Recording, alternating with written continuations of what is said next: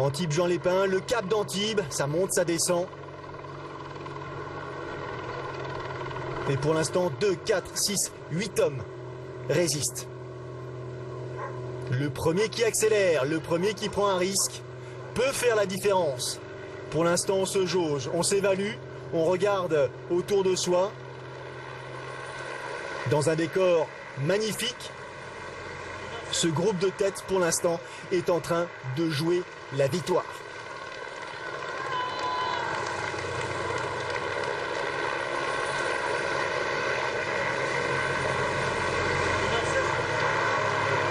Le marathon des Alpes-Maritimes sera l'an prochain support du championnat de France sur la distance Rennes.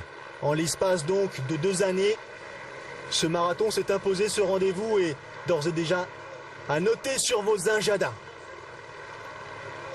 Qui de ces hommes va prendre la course à son compte, tenter de fausser compagnie au meilleur finisher? Les préoccupations ne sont pas les mêmes, légèrement en retrait. La foulée se raccourcit légèrement.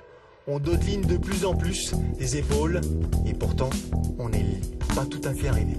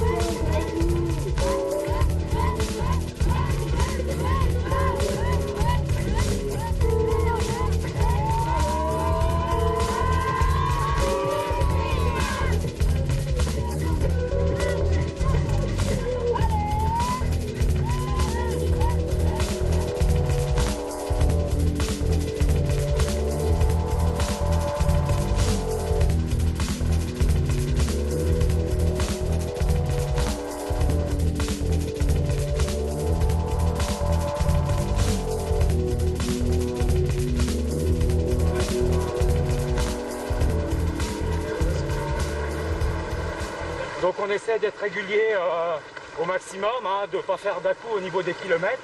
Là, pour l'instant, ça a l'air d'aller pour tout le monde. Ça va peut-être se corser sur le 30-35e, mais là, pour l'instant, en bon esprit. Tout le monde reste en groupe, tout le monde respecte les ravitaux. Donc, très bien. Les conditions idéales pour courir le marathon. Ni trop chaud, pas de vent, pas de flotte. Donc, super conditions. Les meneurs d'allure à féliciter.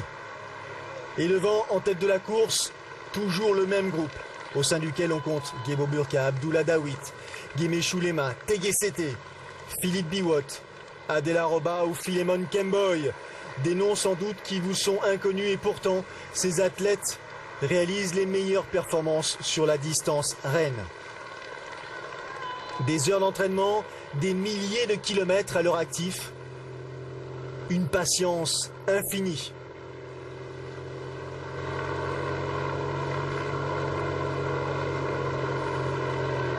La foulée n'a absolument pas bougé.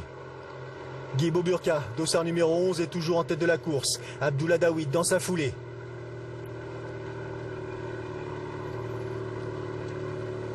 Dossard numéro 1, Philippe Biwot. En retrait sur la gauche, dossard numéro 8. Adelo Roba, dossard numéro 9, au milieu de ce peloton, Philemon Kemboy. Philemon Kemboy, troisième l'an passé à Bonn du marathon. Un des derniers ravitaillements avant de franchir la ligne d'arrivée. L'occasion est saisie justement par Philemon Kemboy pour tenter sa chance, accélérer, fausser compagnie à ses adversaires, car ils sont adversaires sur cette course. On accélère un tant soit peu la foulée, on était déjà sur une base de 3 minutes au kilomètre, on va passer en dessous. Derrière, deux solutions. On explose en vol ou on produit l'effort. On reste collé justement à ce causeur de troubles. Les visages se ferment. On commence à respirer avec davantage de difficulté. Les épaules, le cou font mal.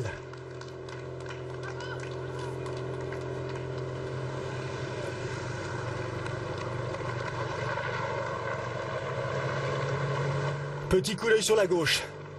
Philippe Biwott essaye d'estimer l'effort réalisé par Philemon Kemboy en noir, dossard numéro 9 et qui emmène ce groupe. Est-ce qu'il s'agit d'un tox? Est-ce qu'il risque de coincer un peu plus loin? Faut-il s'accrocher?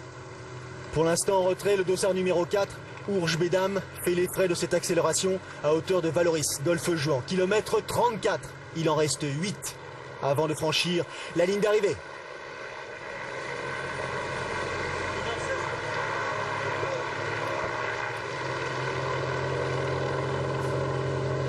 Gros plan sur Adelo Roba, l'Éthiopien. Et retour sur le numéro 11, Gebo Burka, Éthiopien lui aussi. Pour l'instant, un groupe de 5 résiste. Dossard 11, Dossard 10, Dossard 8. Et derrière, tout doucement, comme c'était prévu, la liste de ceux qui sont obligés de ralentir un tout petit peu s'allonge.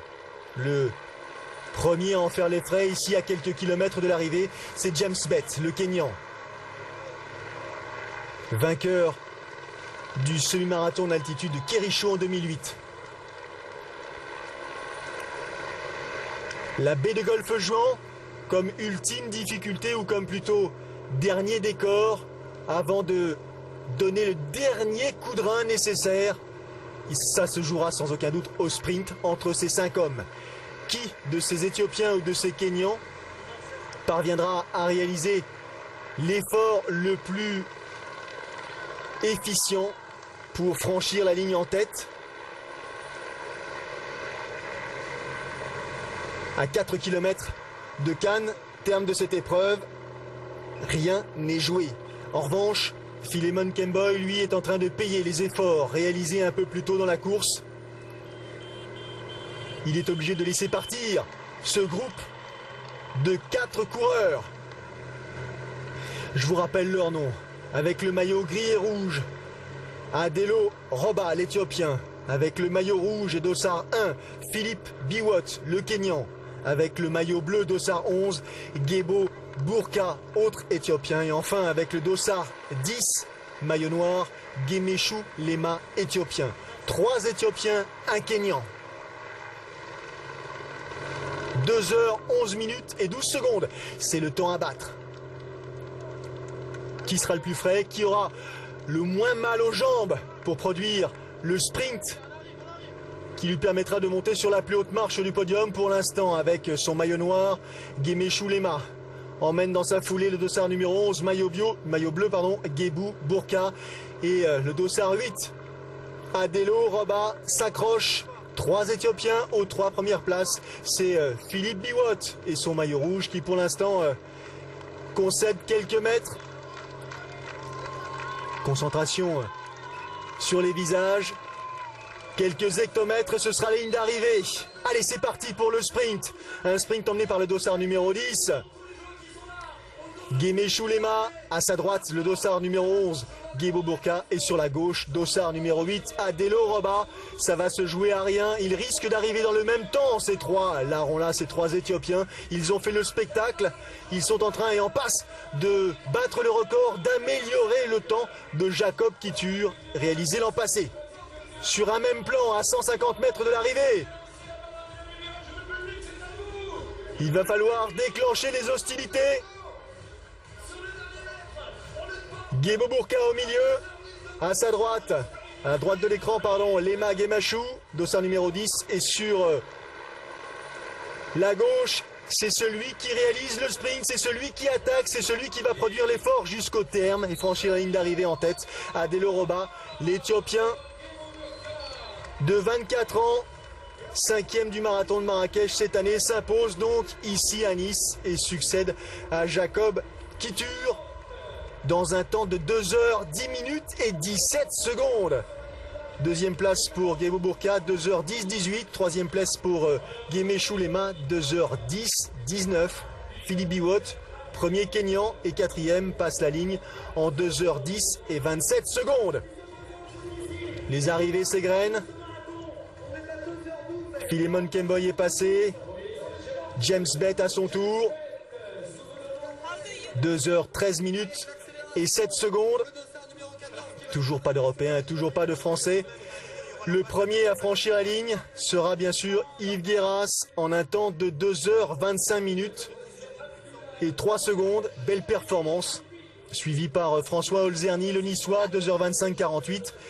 Philippe Raymond lui prend la 17e place après avoir couru le marathon de New York une semaine auparavant. Philippe réalise le temps de 2h32 et 32 secondes. Félicitations à tous ces sportifs, à tous ces athlètes pour les temps réalisés, pour le spectacle offert. Le voici, justement, Dossard 180. Yves Guéras qui en termine avec son marathon. Un tout petit peu fatigué, mais 12e place pour le Nantais. Philippe Raymond en gros plan. Nul doute qu'après cette deuxième difficulté en 2 semaines, quelques heures de repos seront les bienvenues. Elle porte le dossard 33, elle n'a que 17 ans et c'est elle qui s'impose ici à Nice. Mérina Mohamed, 2h33 et 56 secondes, retenez bien ce nom. Mérina Mohamed, 17 ans seulement. Elle monte sur la plus haute marche du podium du classement féminin à Nice. Et que dire de cette foule, que dire de ces soutiens, de ces acclamations, de ces preuves d'affection qui vous permettent d'aller au bout de vous-même, de retrouver le sourire alors qu'il était parti, qu'il avait quitté votre visage depuis plusieurs minutes, voire depuis plusieurs heures. Récapitulatif et confirmation, Adelo Roba s'impose en 2h17, en 2h10 et 17 secondes. Et derrière, les sourires passent la ligne les uns après les autres. On se le passe plusieurs fois dans la tête, mais il faut véritablement en avoir fait un pour comprendre la difficulté et la réalité de la difficulté, vraiment, quoi. Mais c'était super. Arrivé au pied du Palais des Festivals et la breloque. Preuve d'un objectif atteint pour la plupart. 7800 participants franchiront finalement la ligne.